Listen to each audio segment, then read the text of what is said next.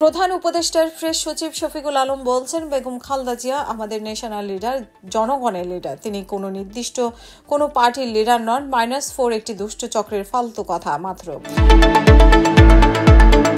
অনেকেই যারা -4 এর কথা বলছে তারা স্বৈরাচারের দোসরের মতোই।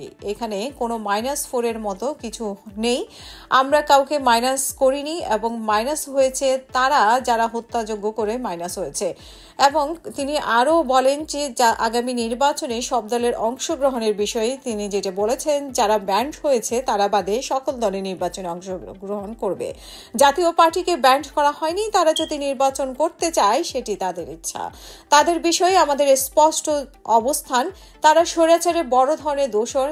তাদের সহযোগিতা ছিল বলে আওয়ামী লীগ অনেক আকাম কুকাম করতে পেরেছে। আন্তর্জাতিক অপরাধ ট্রাইব্যুনালে মৃত্যুদণ্ডপ্রাপ্ত আসামিদের ফিরিয়ে আনা প্রসঙ্গে তিনি বলেন যে যারা হত্যাযজ্ঞের সঙ্গে জড়িত, আমরা চাই তাদের বিচার হোক। দুইজনের মৃত্যুদণ্ড দেওয়া হয়েছে, তাদের একজন শেখ হাসিনা এবং অপরজন আসাদুজ্জামান খান কামাল।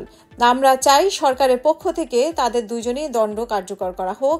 তাদের আপিল করার সুযোগ আছে, দেশীয় ও আন্তর্জাতিক নিয়ম মেনে কার্যকর করা হোক, সেটিও আমরা চাই।